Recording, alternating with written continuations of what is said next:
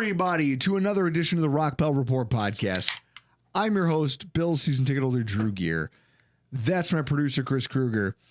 And Chris is over there just wailing around with things over by the computer, so I assume we're having a technical difficulty or two. We are here recapping the Week 10 victory the Bills had over the Indianapolis Colts, 30-20. Chris, are we live? Yeah. Am I on camera? You are on camera. Allegedly. We are here in studio with Mr. Hugo Carmona, who flew all the way from Portugal to join us just for the podcast. You know, because we're that important. Cheers. Yep. No. Hugo has been here for the last few weeks, taking in the best that America has to offer. He's toured the countryside. He's had lunch with Greg Thompson. You've Aaron Quinn? You've had lunch with the Aaron Quinn, yeah. I like how you prioritize the better looking of the group first. Well, Aaron Quinn is a bit elusive. This is the fourth time I'm here. I think it's the third time I tried to have lunch with him, and it's the third time seems to be the charm. Is it because you're a hair snob? Is it like, well, I have my hair done, and Greg Thompson has good lettuce, and Chris has good, so I'll hang out with these guys, but that Aaron Quinn guy. No. I'm no hair snob. It's like I have my hair like this, so I haven't been hair like this like for 20 years. Because you've been with a woman for long enough where you're like, well, I don't have to put on hair. I've been with him for 2 years. I have hair so like. Chris, what's your excuse? No, but don't run away because I have hair like this because of your sciatica. My sciatica. So you told me we go to the stadium, and I said, "Oh, could I get a ride with you?" And you said, "Okay, if we're up by 2 scores, we'll go back home early." I said, "That's okay." We actually, because of sciatica, had to come a little bit earlier. Yeah. And when you're in your house, like on the floor, literally right, laying on the floor, wriggling with pain and stuff, I told you, the Bills are going to win, and I'm going to cut my hair as Chris, and that's what I did. Now, Chris, how do you think your hairdresser did with Hugo's scalp? Knocked it out of the park, obviously. Yeah. Now, Chris, if you want to go ahead and chain up. Oh, yeah, I got to chain up. You know, we could use a little motivation for the pod. And while you chain up, why don't you regale everybody with the story of your week? Because for everybody who's had a bad week, you could be Chris Kruger. Yeah, I could. I found out that from my wife, who took a screenshot of her Facebook newsfeed, that I don't have a job. Everybody at the Sumitomo rubber plant in Tonawanda found out via the news that they don't have jobs. They took her jobs. They took her. Yeah. And then company, we got the notice at 3 or 4 hours after we found out on the news. Then they decided to let the workforce know, hey, you don't have a job. They even sent us a letter here that says, I'm writing this on behalf of Sumitomo Rubber USA to notify you that your employment with SR USA is terminated effective November 11th. This action is permanent and the entire facility is closed with the exception of certain salaried positions under evaluation to facilitate the closure of the facility. Now, this is what I love about this. First of all, one of our first comments, shouldn't you figure out if you're live or not before you start talking? Spin, you don't understand what it is we're doing here. I live to antagonize my producer. So you actually think that YouTube is real time? No, I don't think it's real time. What I like to do is I see things and I start talking, and then I know that it's going to bother Chris if something is wrong. So I say it like it might be. And I know that there's a part of him that's like, Drew's probably fucking with me.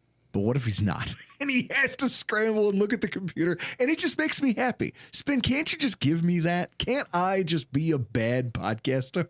Yeah, you'll have to let us know that you're having buffering issues. Yeah. We're on the lowest of low settings for this. Chris, you'll have to wait until you see the final change. 2/3 of this podcast is unemployed right now. So cheers to you. This is the unemployment podcast featuring Drew Gear.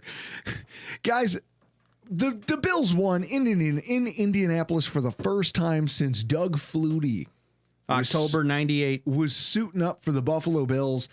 And I think it's time we run down while Chris chains up the stats of the game. Oh, is that the final one? No, I got two more to Here go. we go. Well, while he does that, guys, Josh Allen, 22 of 37, 59.5% completion percentage, which is on the low end this season compared to his regular results. 280 yards, no passing touchdowns, 2 interceptions, a 60.6 passer rating. Joe Flacco, 26 of 35 for 74.3%, 272, 2 tutties, and a 79.7 passer rating. Also 3 interceptions, 4 sacks, and 1 lost fumble, but who's counting? Jonathan Taylor, 4th lowest percentage of heavy boxes in the NFL this week. 4.76%, and all of those came in the red zone or goal-to-go situations. Tyler Bass had a perfect day. Accounted for 11 points for the Buffalo Bills. Wide receiver Mac Hollins, 4 targets, 4 catches, 86 yards, led the team. And no elevators used as we And oh my God, look at this. You they can't just get better, folks. They Yeah, just look at that. get better. look at that money sign chained up. Who wants a veal scallopini? Sufil Scalapini. I tell you, you last week with a tie and a suit and tie on, I picture you to walk into the kitchen of any restaurant, just dressed like that and go, hey, push the scungili. And they listen to you because you look the part. Bills defensive line, 13 pressures, 4 sacks, 3 quarterback hits, 6 hurries and 1 forced fumble. Greg Rousseau, 2 pressures, 1 sack, 3 solo run stops. Josh Allen passed Tom Brady for the 4th most wins in his first 7 seasons. And the Buffalo Bills are off to their first 8-2 start since 1993. Now, boys, I think that we got to drink to that. Raise a glass. Guys, for those of you who might see me pour out a little bit of something over here out of these bottles, you're going to have to listen to our Colts preview show to figure out what it is Hugo and I are nipping preview, on. Yeah. you Chiefs drunk preview. ass. In Chiefs, 1993, Colts. I'm not even sure that I know what. Guys, I first of all want to start, if we're talking about the outcome of the game, right? Hugo traveling the country. He's come in here. He's joined us for this podcast. Obviously, you know him if you're following him on Twitter or if you're following us, and you know that this is your 3rd time in studio with us now. I think 4th at least. I think this is your... Keep up with the times. No, I was going to say, I think this is your 3rd time on mic with us. No. It's my 4th time in Buffalo and at least 4th time with you guys. I don't know if there was a time that I was 2 times in the studio with you guys or not. There could be 1. So if they put again to my head, I would say 4, maybe 5. If we're talking about the game itself, I want to start off by saying that I've never seen a more terrible broadcast than what CBS put on for the Buffalo Bills this weekend. Guys, let's talk about this. CBS is CBS. They're a multi-billion-dollar network. They're great, right? Right up until they're not. We literally got Chris, whose crew did we have? Was it the C crew for CBS this week? I don't know if you'd call it. Usually a 3-man group is the bottom of the barrel. But it was Andrew Catalon, who Andrew Catalon calls our preseason games. Yeah. Jason McCourty and somebody else. I'm going to have to go to 506. So the fact that we had a bad crew for this game should have sent the message that we were already getting the least amount of attention from CBS possible. But I didn't think Cheeky Barber. And I didn't think it would manifest itself in a terrible broadcast. But how many times? I want you all to think back to your experience watching this game on TV. How many times did you look away and get confused when you looked back at the TV by what you were seeing because of the way CBS was broadcasting the game? Now, I had my goddaughter at my house. My friend James Potter came over, and Chris, we're buffering. So that's good. We comes over, my goddaughter's in the house, and I'm trying to watch the game. And I turn away for a second because I'm playing with her, and I look up at the television, And what I see is a field graphic that says it's 3rd and 8. But the box score down at the bottom of the screen says that it's 2nd and 10 or 2nd and 8. And I'm like, okay, I don't understand. So then the Bills run like a running play, but like an in the gap, A gap, B gap running play. And then I'm like, why would you call that on that down and distance? This makes no sense. And then it advances and the field graphic changes to 4th down, but the other graphic on the bottom of the screen near the ticker says it's 3rd down and they line up in a passing formation. And I go, they don't know. Whoever was supposed to be in charge of that graphic fell asleep at the fucking switch. How does that happen? Chris, you yourself said you noticed some anomalies during the broadcast. Oh, yeah, I saw a split screen with Joe Flacco and Taron Johnson, and then the text graphics were swapped. So it said Joe Flacco was Taron Johnson. So do people get fired in America for doing terrible at their jobs? I don't know. I should hope so. I hope there was a red wedding behind the scenes after what I watched in this game. The clock would intermittently just disappear. It was embarrassing how bad the broadcast was. Terry White fired. That's what you get with Trump. And of course, none of the benefits you'd get if you lived in a free country, not one. Tariffs were set by the current president. It's Biden's fault I don't have a job. I love how Chris just comes in and says something wildly inflammatory and hyper political in the middle of a podcast. And I have to say, Terry. And then he leaves the fucking room. All right. Thanks, Chris. I have to say, Terry, I love you. And Terry knows how to rile Chris up like nobody else. And not in that weird sense. I've met Terry. He's like the cantankerous British uncle we all need in our lives. Everybody needs a Terry in their lives. But so it really was like, also when you think about the game itself, there was the Rasul Douglas holding call that it's like, okay, that looked dubious. Show me a replay. And CBS decided it was a good idea to show players just like milling around and setting up for the next play instead of a highly controversial penalty. Holding. And it's just the concept that like CBS, what are you doing in the truck? This is your opportunity to show a replay. This is your opportunity to get things on the screen that the viewers at home care about. We want to see another play, or we want to see a different angle of that catch that you ruled a catch because I don't know if it was. And they just gave us nothing all day long. Well, I may be a non-American, so I thought that like in American networks, the less letters, the higher quality. But it's like CBS needs a few more letters in their name now. It's really a problem. And I think it was that, like the laughability of the broadcast and just, I don't know, the state of maybe it was the presence of my goddaughter in my house. I don't know. Maybe it was Chris, I didn't feel anything during the course of this game. I felt numb. As I'm watching this thing play out, when the Buffalo Bills, like they lose the lead and it's 13-10, I'm numb inside. I feel nothing. And I think it's kind of indicative of where we are with this football team, where we go, well, it's early. It's early. Well, I thought it was the not kicking the field goal. Going for it on 4th and 2? Yeah, to go up. Why won't you just go up 2 scores? It's early. Take a 2-score lead. Then they didn't get it, and then they just drove down the field and scored a fucking touchdown. Super Mexican. There was one point where they were 3 yards away from the first down, but the graphics said half a yard. I remember that because I remember being like, am I drunk? I haven't had that much. What is happening here? And everyone's like, no, you're not drunk. It's just a terrible broadcast. Everyone associated with this should be fired, just like Chris is. But Chris, you shouldn't be the only one jobless today. Everyone at CBS associated with that broadcast should be right there next to you.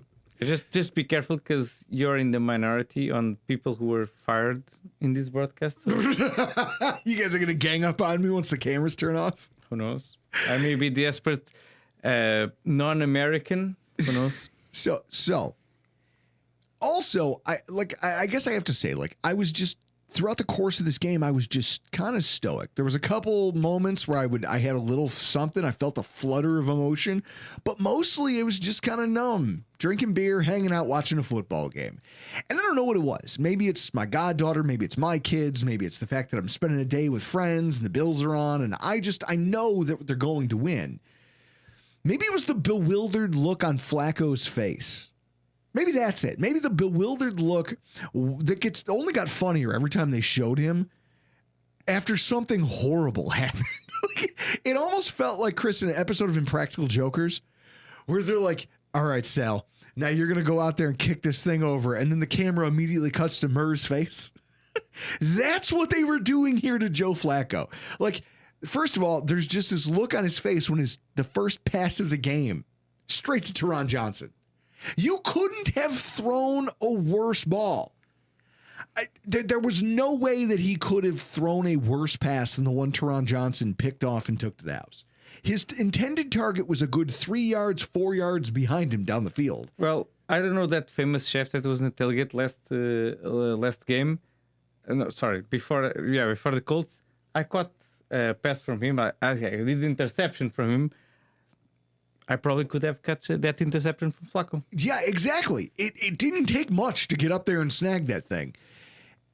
And he just stood there and looked like a lady whose shopping cart got stolen at a grocery store. Just like, well, that's funny. And there's something comical about his hands on hips attitude. And then, like, twice in the last 3 games, he was a quarterback who threw a pick directly to one of our defensive linemen, Austin Johnson. Like, big man interceptions are always funny. There was the Thanksgiving one to Star Lotulelei when he jumped up and Dak Prescott just threw it to him. I think the best was Adams against Brady. I literally look at this and I go, that's hilarious, because they cut to Joe Flacco's face and he's like, where did that guy come? He's like a dad in a 50s sitcom. Oh, shucks, where did that guy come from? And he's making these crazy eyes. And also, Chris, it's worth noting, Austin Johnson now has as many interceptions as Sauce Gardner. Ooh. Who angry Jets fans have demoted to being Ahmad Gardner. They said, you suck too much to have a nickname. You don't get that anymore. We don't call you that. Well, I think I heard like the Richardson's going to start the rest of it. So you say, Flacco, because we can win. Oh, we can't win. Okay, let's go back to Richardson. Guys, we're starting Joe Flacco because we think he gives us the best chance to win. Oh, wait. No. The funniest part had to be where he threw the interception. Guys, it wasn't so much that he threw a pick, right? It wasn't as blatant as the Taron Johnson or the Austin Johnson one. It was the pass that is so high, like Alec Pierce, the Colts wide receiver, is 6'3". He's a tall guy, and he was drafted where he was in the draft because he's got a very good vertical leap. At the peak of his jump, Alec Pierce couldn't reach at full extension the football that Joe Flacco threw him, and it tips off his fingers, and the ball falls down and just falls down and hits Taylor Rapp, who has no idea that it's there. So he's already thinking about the tackle that he's going to lay on him and potentially hospitalize him or himself. And all of a sudden the ball hits Taylor Rapp, and he does this like, oh my God, I found it. And he grabs it and then almost walks out of bounds like he's shocked. Like, I don't even know what happened, but that was sweet. So is Flacco like the Cinderella of this last quarterback of the last 2 seasons? Turned into pumpkin last year now against the Bills? It's something crazy, but what I think is hilarious about it is that after that interception, the one off Alec Pierce's hands, they cut to Joe Flacco. Now, there's no more cutesy like, oh, shucks, hands on hips. He's got this glare, but also like a horrified stare. Like, the only thing I could compare it to, Chris, is that like that's the look on the face of everybody who's ever walked in on a family member making the beast with 2 backs. Like, just a deadpan stare, slowly like sifting through the comprehension that what you're seeing is grotesque. Or real, and at the same time grotesque. It's the worst. That interception was the most gut-wrenching thing that could have happened to the Colts in that moment.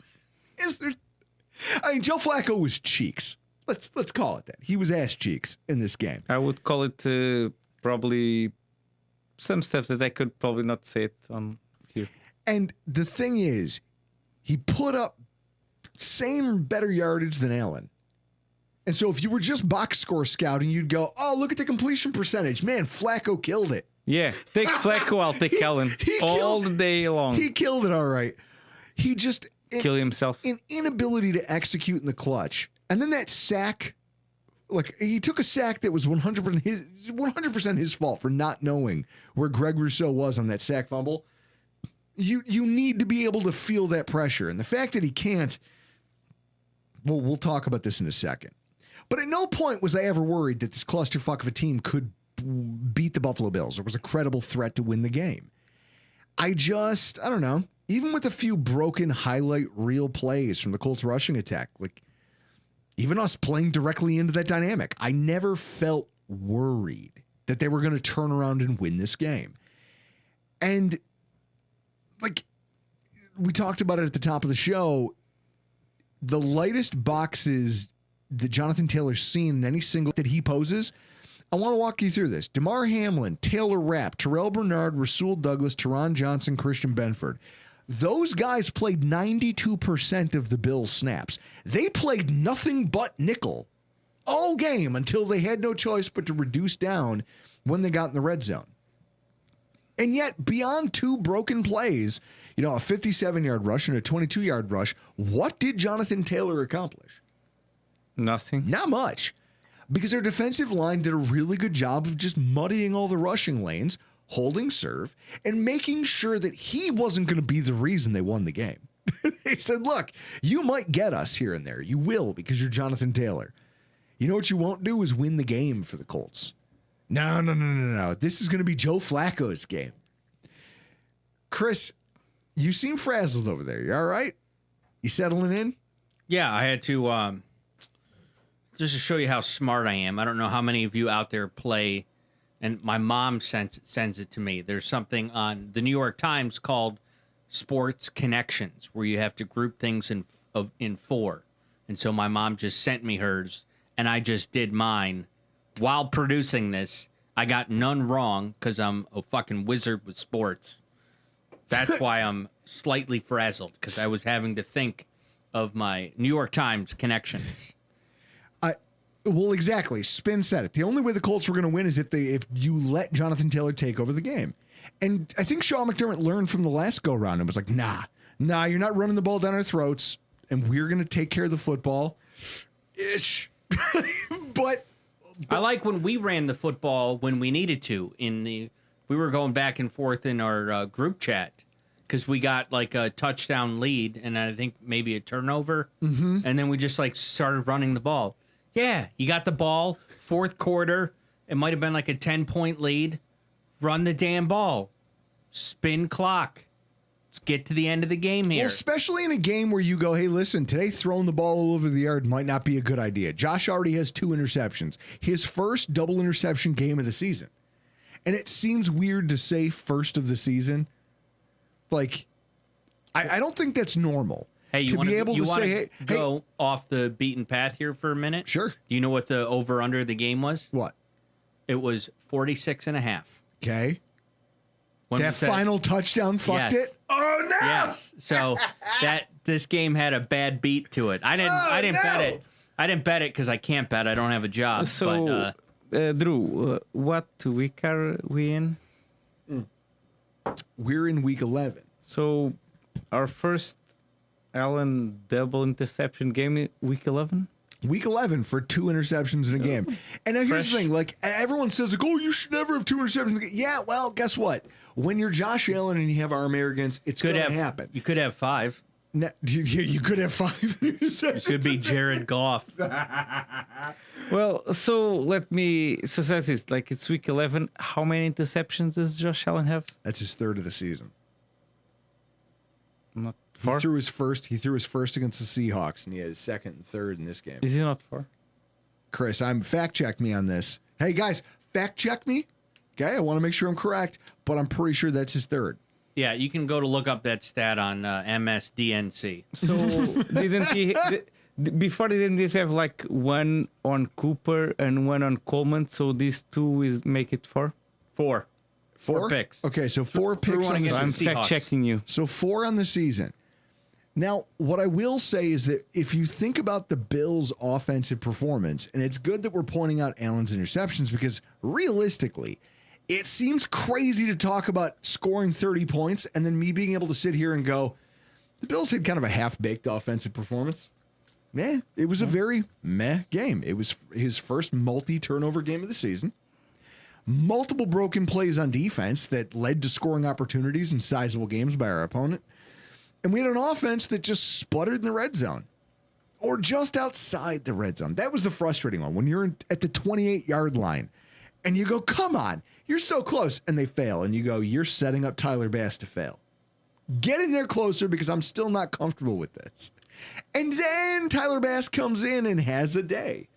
He had the day that I think he needed to have. And I'm not going to lie to you. I think, Chris, that, we talked about this in the aftermath of the last show. I think that those big kicks, it's like big wins. It's like, we talked about when we were recording this week's preview show for the Kansas City Chiefs. There's something that big moments can do for you as an athlete or as a football team or that can propel you. It gives you momentum. And everyone goes, well, momentum's a myth. It's not. It's a mindset, especially for a kicker. So here's a guy who's been struggling for a year and a half, and he hits this giant kick in this giant moment, shows some emotional vulnerability, and just kind of talks about how hard it was for him to get to that place. And now he comes into a game against the Indianapolis Colts. Chris, without his 11 points, where do we end up? Losing. We probably lose this football game. Conveniently 20-19. We would have lost 2019. As a kicker, you have two options. You could either strive to be Adam Vinatieri or Blair Walsh. Think critically. Guys, this wine that you am I going to have to call Larissa to come get you? No. I'll take him home. No worries. Not at all. So what I want to talk about, though, is the fact that Tyler Bass pulled it out. But also, we sound spoiled sitting here complaining about an offensive performance, right? Because we're talking about, think about all the other teams, the have-nots out there. The Patriots, the Jets, the fucking Bears. The Bears? Chris, they scored 3 points against the Patriots. You can't make this shit up. Wait, the whole of 3 points? They had a 3 point. I looked and up. then they fired their offensive and coordinator. then they fired their offensive coordinator. I would probably do more than fire him, but yeah. I would fire him, and then what I would do is I'd wait till he found a job somewhere else. And I'd be like, when you get there, I'm going to leave you so many negative Yelp reviews that they fire you again. That's how much you suck, Shane Waldron. Do they still use Yelp? I don't know. I think boomers do. I think old people use Yelp still to this day. But, we're spoiled if we're sitting here complaining about a mediocre day by the Bills offense, and we still scored 30 fucking points. At 7, a lot of it. If you're chalking up to defense and special teams, that's 18 points. So you've been a Bills fan far longer than I've been. During the drought, 30 points would be what, like a dream? Yeah, 30 points during the drought. Chris, when did we ever look that good during the drought as we did during a meh 2024 game? Bills at Bengals. Couldn't tell you the year, but we put up 50. And Terrence McGee had a kick return for a touchdown. He might have had 2. I'll have to go research that. Please do. And when you start to dissect what you saw and why, okay, Jonathan Taylor, 81 of his 117 yards were on 2 big plays. Everything else he did for the rest of the day was mediocre. And they've already been broken down by every film junkie out there in the fan base. But the common thread between them in both cases is just one at the edge, one at the D up the middle. It's Damar Hamlin. Damar Hamlin makes 2 bad plays, and it gives up giant rushes to this all-pro talent running back. But they didn't kill us. Yeah. Right? He had an angle to the ball carrier, didn't execute. It wasn't athletic enough to get to his spot and cut him off. Now, isn't it the same thing that happened in that Ravens game?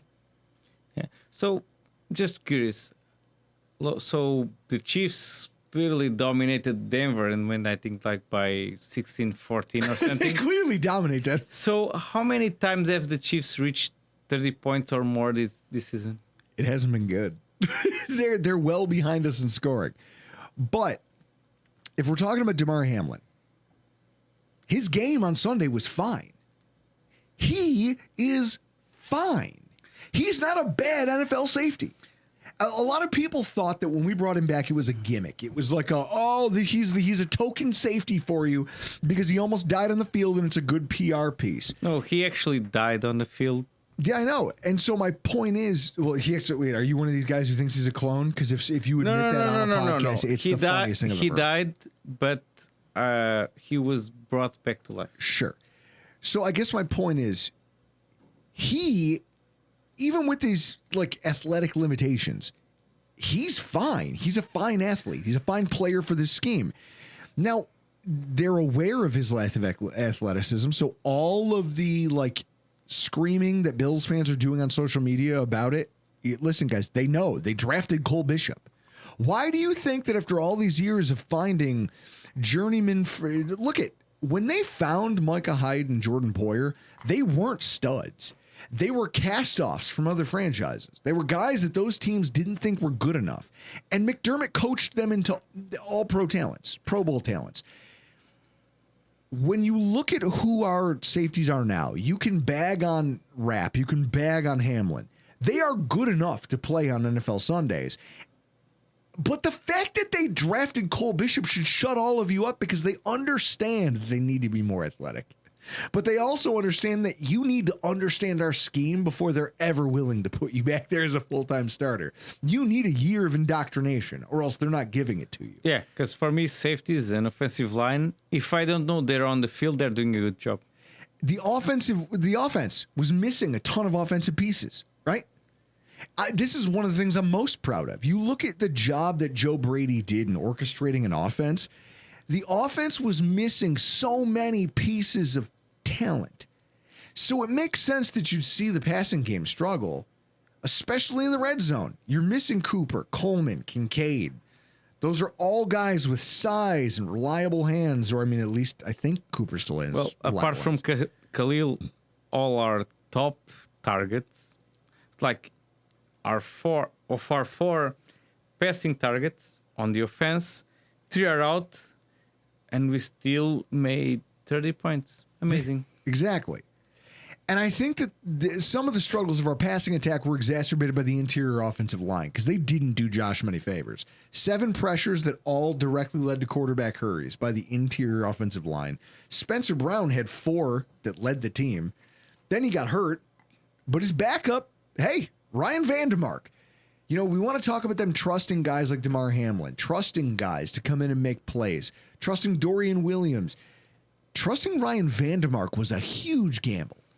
And they put him out there, and Ryan Vandermark is out there making highlight reel plays in late second half. I would say to help ice the game in the rushing. As an European, he has an elite name because there's Denmark and there's Van Denmark. So it was a phenomenal performance by that group, despite the fact that there were obvious struggles. Like when you look at it in the aggregate, it's okay. It all works out because we have a unicorn at quarterback. Yep. Like you're allowed to get away with this. And we have a really shifty running back who can create his own spacing on the edge of a defense. And then, like, speaking of missing wide receivers, we finally got to see what a sizable dose of Curtis Samuel looks like. Bean, your wide receiver. Woof. This guy stinks on ice. 50% catch rate. He had another drop. Is he still injured or not? Because I know that I'm so tired of making that excuse. If he's hurt, get him off the fucking field. I'm with you. He's like, is he injured? Like that 4th down attempt. Chris, the one that they went for it on 4th and 2, and then they throw it to Curtis Samuel. Yes. First of all, it was short of the stick. Second of all, it's Curtis fucking Samuel. Anybody but that guy. Throw it to Hugo. Throw the ball to Hugo. I may catch it. Rather than Curtis Samuel. Yeah, I can catch it, but then I will die probably after. But I will die with my fucking hands. You'll die with honor. No. Yeah, I will grab it and they can pry it off of my dead body's hands. If your second most targeted wide receiver has a 50% catch rate and under 36 yards, anybody would be pissed. I don't care what team you're a fan of. You showed me, well, sorry, not here, but before like that, where they had under 50% catch rate. He's fucking horrible this year. So and yet, even despite that, your team moved the football. Under 50% is bad, right? Yeah, under 50% is like as the kids call it, mid. So under 50% probably, I don't know what the kids say, lesser than mid, but I don't know what it is. Well, I could give you the word, but we'd be banned. Okay. So with that said, just because we don't have the Texans wide receiver depth chart doesn't mean our team can't score 30 points. And yet here we are. They made plays when they needed to. Mac Hollins and Khalil Shakir stepped up and played a damn fine football game. And it's because Joe Brady put them in good situations late when he figured out, hey, the Samuel thing isn't working.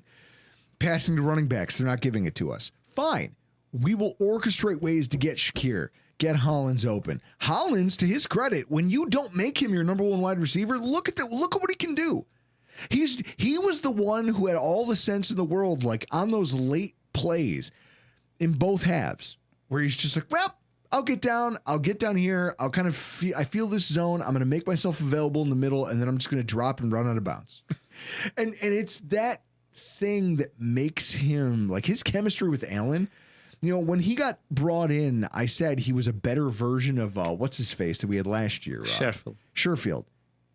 No. He's a whole different athlete. He has so much more knowledge about how to be a wide receiver than Sherfield ever did. I don't know if he drinks. He's like the type of guy that if he drinks, I would not let him pay a drink in my local bar. Here's the thing. Even though the Bills only had the ball for 6 minutes of the third quarter, and they failed to score. Less is more. They still had 2 drives that led less than 14 yards?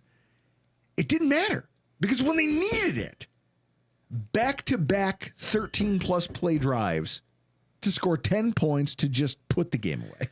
To all the guys out there, is not what you have, is what you make of it. Hey, it's not what you got, it's how you use it. I don't know the English expression, but yeah, that's the thing. I'll drink to that. I think it's hilarious that you don't get the expression. I'll explain it to you after the pod. You don't need it. I just mistranslated, but yeah. Every bit of the flawed and mediocre play we saw on Sunday, a lot of it was a byproduct of just like the retooling that we intentionally underwent this offseason. It's just what we're doing here. But it was able to be offset by the coaching and the personnel choices that went with it. You know, the linebacker communication. One of the things that we saw over and over and over again was that the Colts kept trying to run this mesh concept. And you watch Dorian Williams and Terrell Bernard communicating in tandem and then just passing off receivers to each other. So their mesh concepts never really got off the ground. They were never they ran it over and over and over again in the red zone. And finally, Mike Goodson caught one for a touchdown. But otherwise, that whole thing was a complete failure for them over the course of the day. And I think a couple breakdowns in that kind of coverage versus the aggregate, that's where you want to be. Chris, that's a Bobby Babich shout out, isn't it? You know it. Like when you see your linebackers able to communicate like that in a zone defense, it really does things for you. And that's been instilled by your defensive coordinator and former linebackers coach. Then how about this? Dorian Williams, his speed. You know, as a third-round pick, there's a lot of people who were mad about it. I go, you just took Terrell Bernard, and he's not playing. Why do you need another third-round linebacker who's not playing? Well, now here we are, and both former third-round draft pick linebackers are on the football field. But here's what's interesting about it. On that play where Jonathan Taylor, Hamlin takes the wrong read and he takes off to the races. He's up the sideline.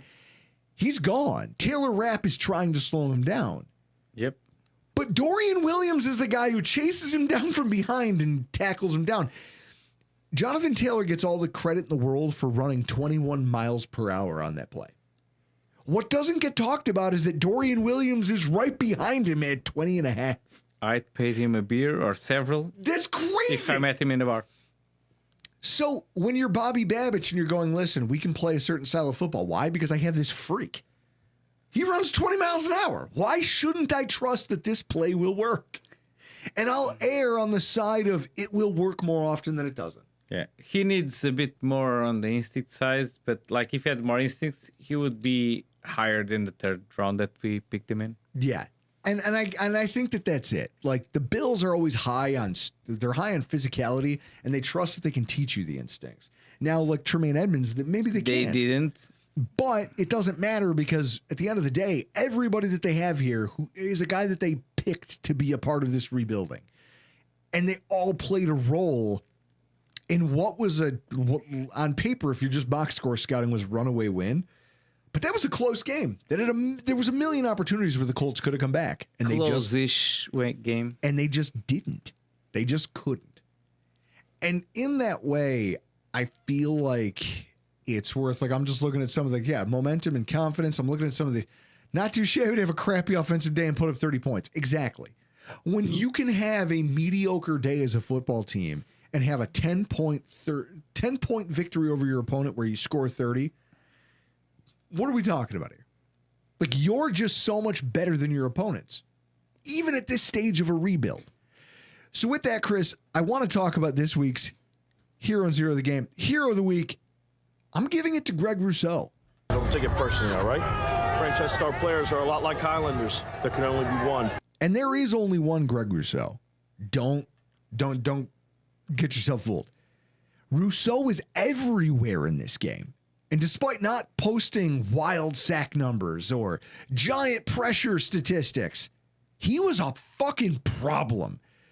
He has a sack, a forced fumble, at least 6 or 7 plays where he's behind the line of scrimmage, altering the running back's course, clogging up a lane, pushing a running back either inside or outside where his defenders can clean up the play. Like, I took a look at this, and I was dumbfounded by the fact that he does not appear in ESPN's top 10 for run-stop-win rate, which seems crazy because he passes the eye test. Von Miller had a nice start to the season, Hugo. Yep. Okay?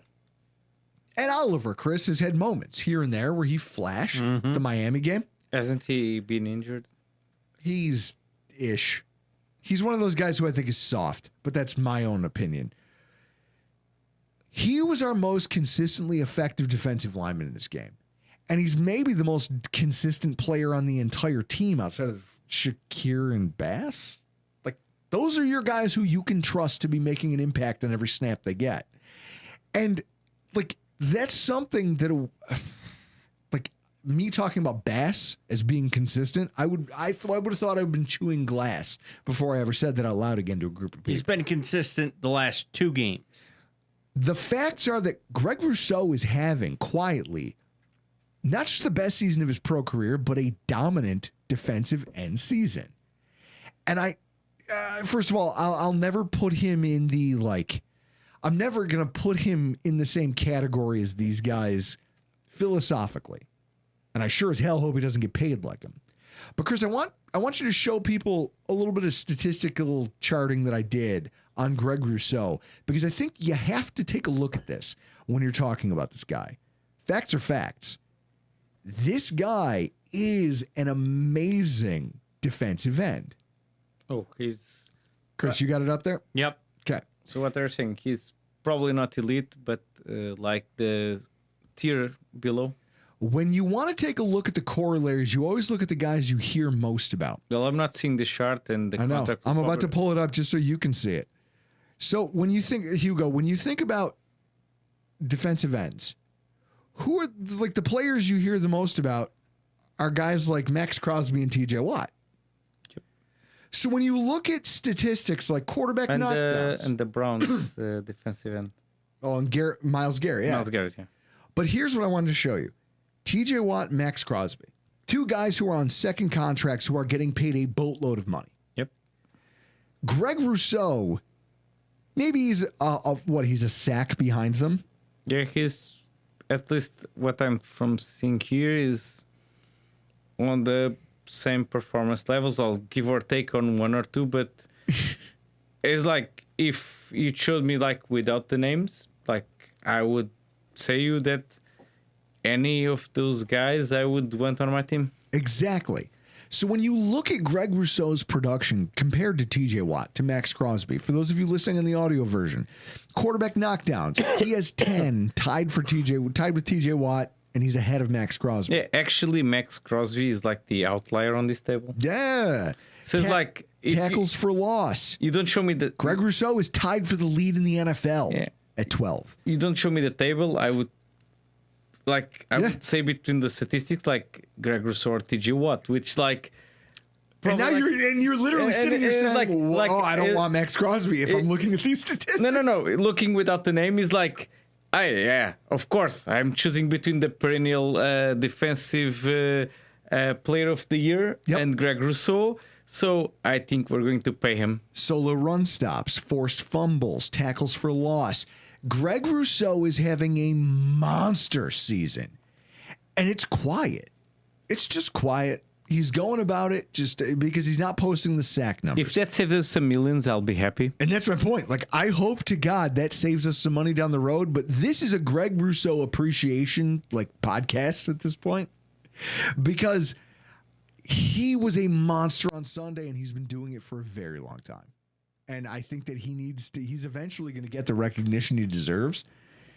I just hope after he gets his contract. Well, I was going to say, people are like, well, I need to see more from Rousseau. He's giving it to us. If you're not like the people who are saying those things are only box score scouts. Yeah, it's like if you cover the names, you're checking that between Rousseau, Watt, and Crosby, you'd say that, these two guys seem they're better than the other. So Rousseau and Watt are on the same level before Crosby. Ralph Wilson Sr., dead cap season looking pretty good. Whose huge contract is next? It's got to be Rousseau.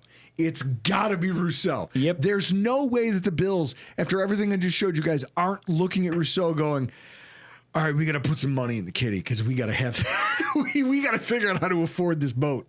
We're about to buy a boat and we got to figure out how to swing it. Honey, I'm sorry. We've got to cut bait on some things we like. We got to stop going to the country club so many times a week. We got to cut that magazine subscription or 5 that you like. I got to stop subscribing to some we got to cut our streaming services because we're about to buy a boat. Yeah, the Greg Rousseau. The Greg Rousseau the SS Greg Rousseau. And then that brings us to this week's Zero of the Week, and that's Joe Flacco. You look like death warmed over. Every time I look at you, I lose my fucking appetite. After the game, Colts cornerback Kenny Moore blasted his team to reporters in the locker room and blamed their struggles on defense to a culture of unaccountability and a lack of respect for preparation in pro football. And that led ESPN's Pat McAfee to say this yesterday on his show. I'm not doing it. It might be time. I'm not even doing it. What are we going to week 11? Get them all. Yeah. And get the fuck out. Eject button on everything. See ya. Pay off all their contracts too. See ya. Congrats. You robbed us. You stole from us. This group got us the number 4 overall pick. This group has been through so many different picks. This group has had to deal now with a bunch of different quarterbacks too. So this group probably feels a little bit like, what the hell you want me to do? This is our NFL experience, and it's like, somebody needs to tell them you still get to be in the NFL. You don't have to be in the NFL. So, AR, I apologize for being so loud about you tapping out, which no NFL quarterback has ever done in the history. Ever. It's not good to have that happen for your team. But now I'm starting to think, like, has anybody told AR how he's supposed to be? There you go, Pat McAfee. Pat McAfee show on ESPN. And I think that point right there at the end, first of all, Chris, has any team ever fired all of its players? No, you technically can't do that. Like Deion Sanders walking into Colorado going, hey, you guys suck. I'm out. Or you're out. Yeah. Hit the bricks. Can only happen in college. Yeah. He's never out until he goes to the NFL. I think he's got a point about AR. And I look at Joe Flacco as like your presence here, not just your performance, just not the fact that you should. Chris, with a better quarterback, the Colts win this football game, don't they? Yes. Okay. We've talked about it all the time. Lamar Jackson's first playoff game in the NFL, which went disastrously, Joe Flacco did everything possible to avoid helping that kid. There is the famous graphic where Lamar Jackson is sitting here. And who is there? RG3 is sitting here. And there's in between them where Hugo's hand is, Flacco. That's Joe Flacco. And Joe Flacco refuses to get up off the bench because he's not helping Lamar at all. Yeah, he's not speaking to him. He was like, fuck this guy. Yeah. So now he has to lean forward so that they can lean over his back and have a conversation about the game of football.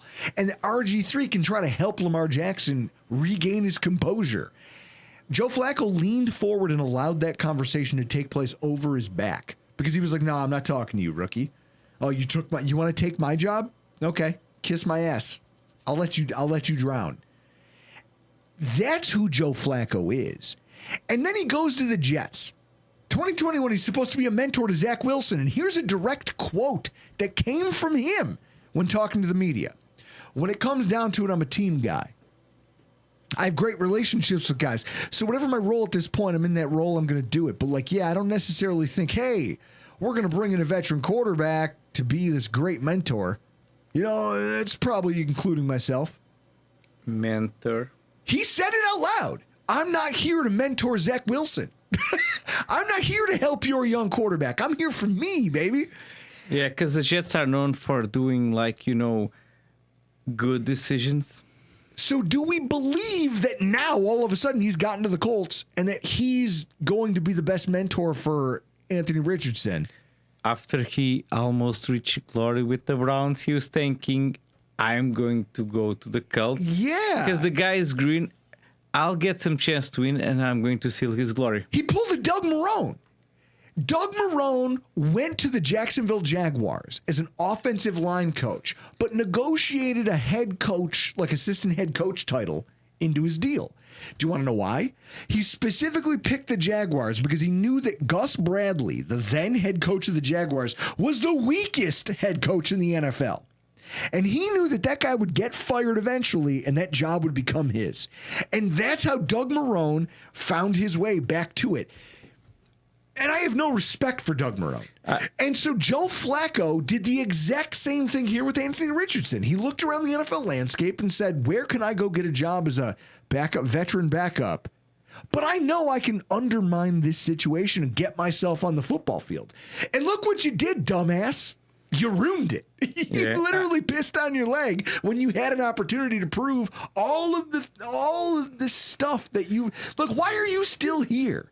You made your money. You won your Super Bowl. What are you still trying to prove at this point in time?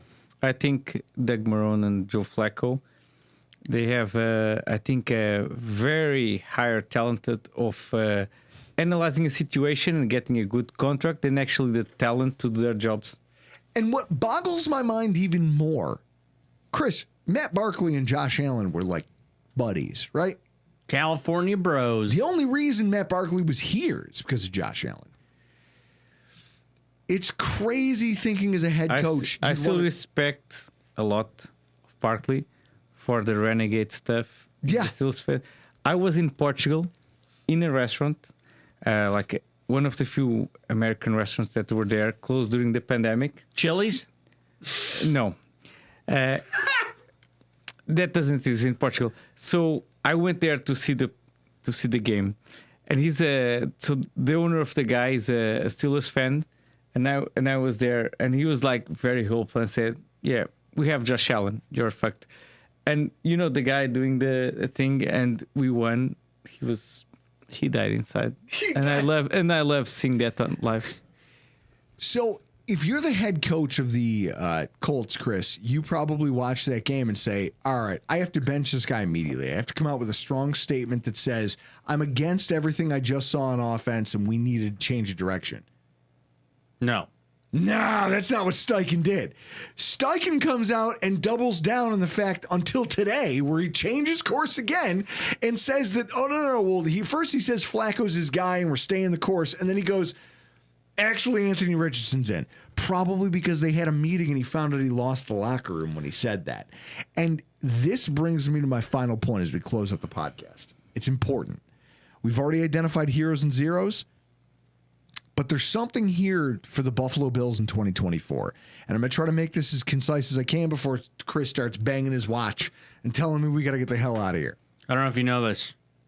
I'm unemployed. Oh. Chris no longer cares. Renegade podcast. Wait. Then I have a very good story from Portugal. After you do your stuff, I'll have a very good story. So here's what I want to say.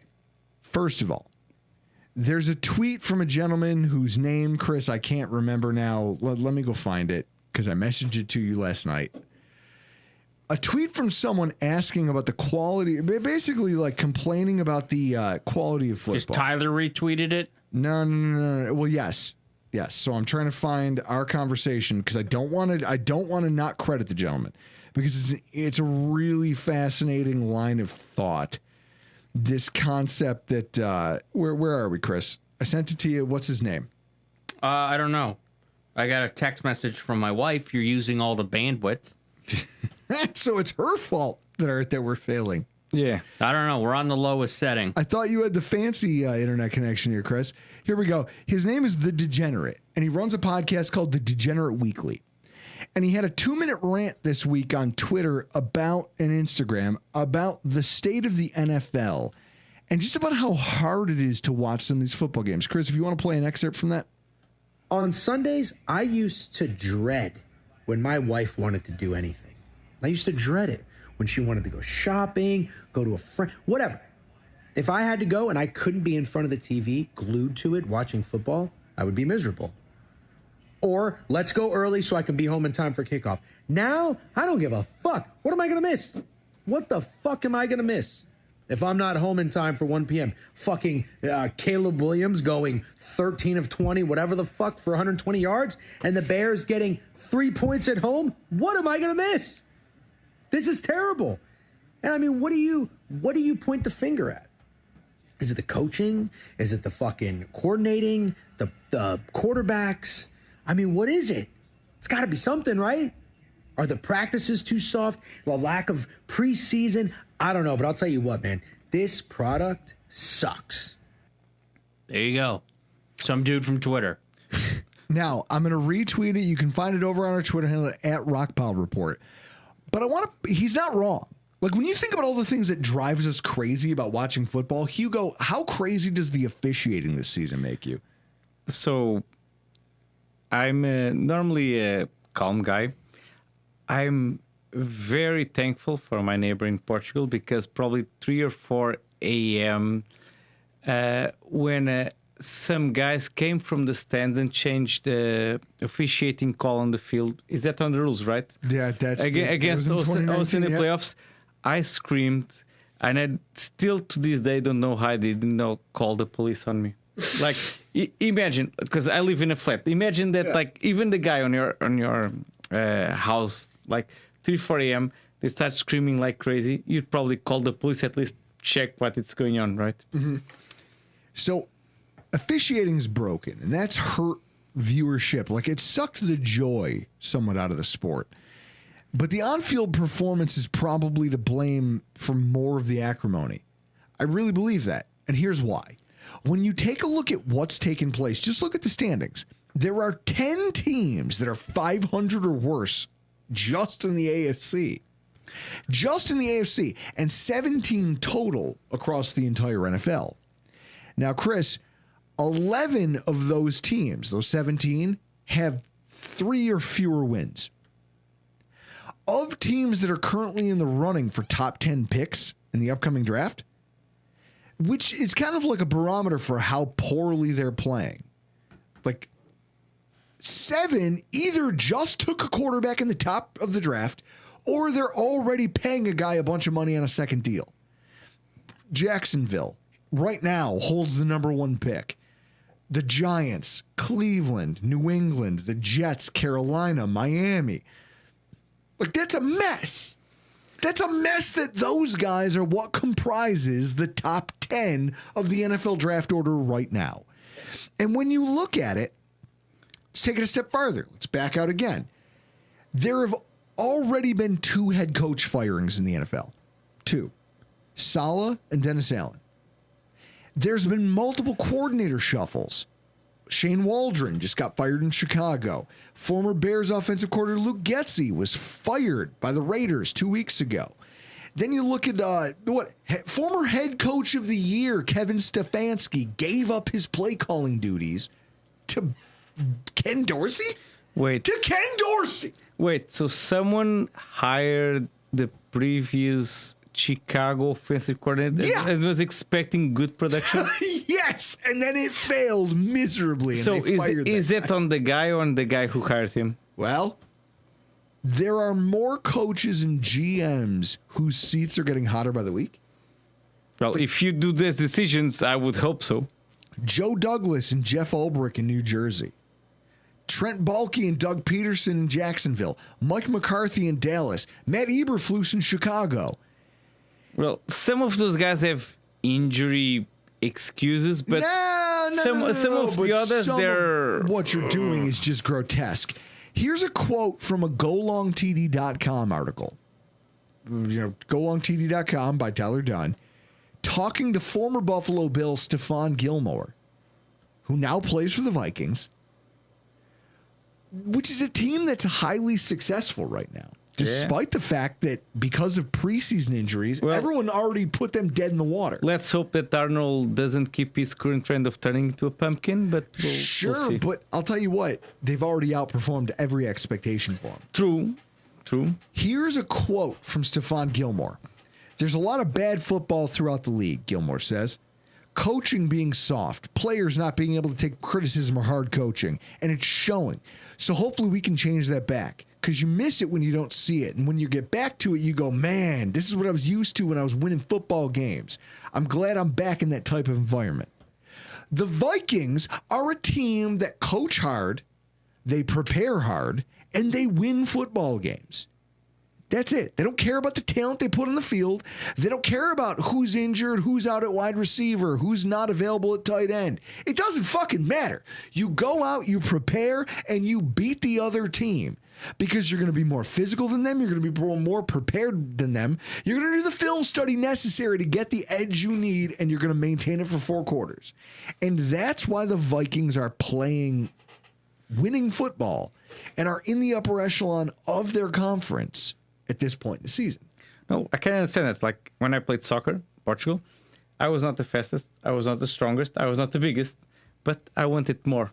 And this is it. And the problem is the NFL, by Gilmore's account and a lot of other players, there's something happening here, right? Like the NFL is becoming something of a shit show. And I'm starting to understand how we got here, how the Buffalo Bills got to 8-2. You've got poor or just underprepared coaches, specifically offensive coordinator coaches like Steichen, McDaniel, Stefanski, who are struggling to mesh with GMs that don't have an eye for talent. I mean, this is a quote from Dolphins safety Deshaun Elliott regarding the 2023 Dolphins team that he was a part of. This will be very fun. I haven't been able to play against Baltimore the way I wanted to, because last year I played up for a team that was soft as fuck. I mean, oh my God, I can't put that on there. That was pretty soft. The guys on the team, but there were some guys who were tough, but like for the majority of the team, there was not mentally tough individuals. So to be on a team with the full team of mentally tough guys going against another mentally tough team and AFC North ball, it's gonna be fun, man. Some guy on some platform talking about how bad the Dolphins are. Deshaun Elliott, former Dolphin safety, talking about how mentally weak the Dolphins were last year. And then in that same interview, he goes on to talk about the Titans game, which everybody who saw it happen was like, oh no, that Titans game broke the Dolphins. And everyone says, nah, it's fine. It's just one game. And then you hear Deshaun Elliott talk about it in that podcast where he goes, nah, they broke, that broke people in the locker room. There was guys who couldn't recover from losing that game that way. They just didn't walk as tall. They didn't carry themselves like professionals after that. And unfortunately, you look at it. First of all, Chris, isn't that a damning indictment of what McDaniel's done over there from a culture perspective? Yeah. Okay. He's failed to build toughness in Miami, which is what it takes to win in the NFL. But is anyone surprised by that? I mean, look at him. Look at his approach. Well, I was in Florida, and I was completely pissed by a guy who was just dissing on all the blue collar stuff. You know, made me sick to my stomach. Like, for him, like, there was no blue collar. And I would fucking go back to him, yeah, you could drive where with no blue collar, no roads, nothing. And I think that maybe that mentality permeates in Miami and maybe other stuff is like, you just do the white collar stuff of throwing the ball and all that, and everything is good. And when they punch you in the mouth, you just crawl into a ball and cry. Well, when you hit adversity, you need to know how to handle it. And Deshaun Elliott just laid out all of the things that are wrong with the Miami Dolphins that preclude them from being able to handle it. And that's a damning thing in the NFL. It's a damning indictment of Mike McDaniel. In fact, he might be the poster child for what's wrong. No matter what tools you give these coaches, right? The Shane Steichens of the world, they drag everything down into the quagmire and make it look difficult. They think they're smarter than physicality. Yes, and then the problem is they have impatient owners that churn that mess, thinking that new faces will mean better results. So what you do is you marry GMs with coaches who don't really match philosophically, and then there's a power struggle. Someone gets fired. The whole thing falls apart, and what you produce is teams with no identity, no culture, and you're left to coaches without an ability to forge one from nothing. And that's important, especially, Chris, in a week where we're about to go out and play the Kansas City Chiefs. Would you argue that anybody in the AFC has a stronger culture of just how do you prepare, how do you execute on game day than the Chiefs and the Bills? Maybe the Steelers. Maybe the Steelers. I would put my money on that. Steelers are very strong. I could throw Baltimore in there. Okay. But so it's why the Dolphins are fighting for their lives every single week for the rest of this season. And it's why the Jets season is already effectively over. And it's why the Indianapolis Colts, who we just played, are out here struggling, like I said they would in our preview, still trying to find their identity. Because they're a team who doesn't know what the hell they want to be. Are they a star running back driven team with a veteran quarterback who manages the game? I don't know. Are they a veteran quarterback-led team with a hard-nosed defense that lets that quarterback make mistakes and they keep the game close? Are they a team that week in and week out is grooming and teaching a rookie quarterback and a young quarterback on the job so he can someday lead? Are they a super physical offense running the 1960s Houston Cougars veer offense where all we do is run the ball and it's pitch outs and it's super physicality and we can win this way? They're none of these things. Do you know what was the Chicago's coach that won them the 85 Super Bowl? No. So well, I know Leslie Frazier was on the team. No. So their coach is like has a very nice thing which feeds into what you're saying. Like people sometimes say that football is a contact sport. He has a nice saying. I don't know it by heart. So he says, football is not a contact sport. Contact sport is like ballroom dancing. I'm touching you. It's a contact sport. Like it was like a car crash. Like football is physical. You're not contacting anyone. You're going to get punched in the mouth. You're going to get hit physically. It's property acquisition through violence. Yeah. That's football. That's it. And some of these coaches don't understand that, and they try to whiteboard it to death, and that's how you end up. Look at the Colts. Their offensive guru head coach doesn't know what they're going to be as a team. The Bills just exposed them for that. Hey, we can win with Joe Flacco. We're all in on him, even though we just lost a game. And then you get embarrassed, where he just shows his ass and shows you what he is as a quarterback. Their defense is feeling the weight of that, and the result is that no matter what they are, I can tell you what they aren't. And that, alongside a giant portion of the AFC, is winners. They're not winners.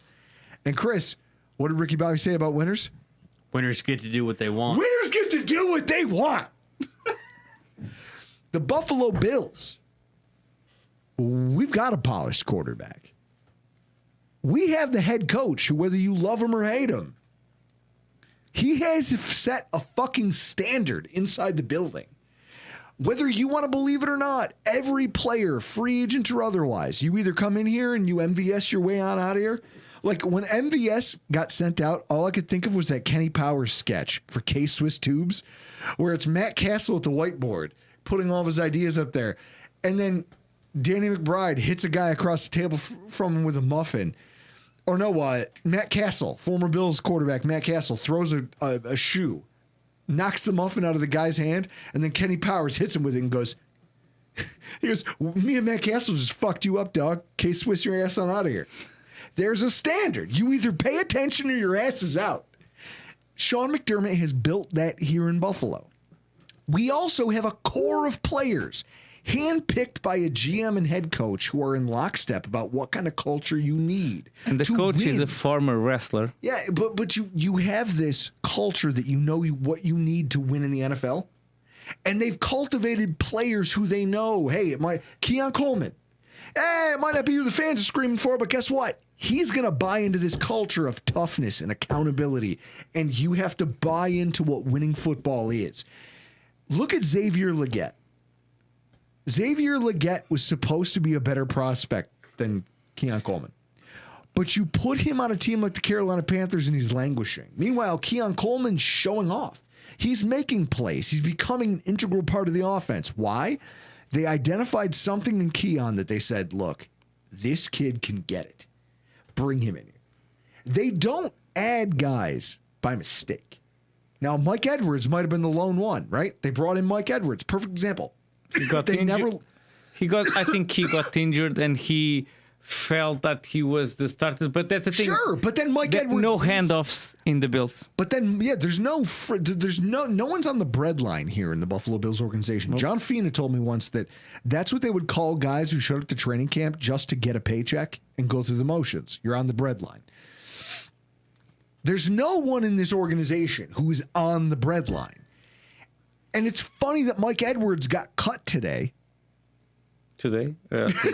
He literally got cut by the Buffalo Bills, signed by the Titans, and then cut again before he ever saw the field. So he got cut by the Titans? Cut again.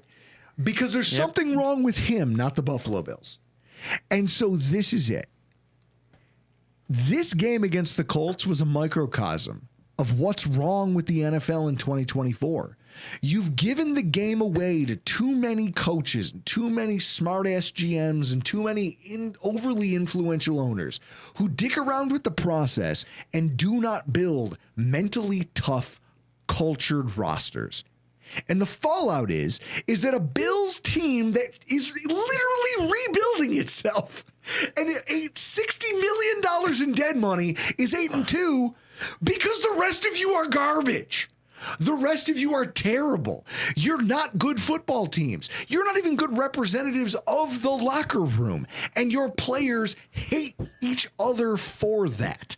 There's infighting. There's sniping in the media. Do you ever hear any of that after a Bills loss? Nope. No, because we have a culture of accountability. And this is why this week's game against the Kansas City Chiefs, Chris, has, even at our weakest from a roster perspective, even from one of the most pared down versions of what we should have been, has implications over who gets the 1 seed in the AFC. Because if you have coaching and you have culture and you have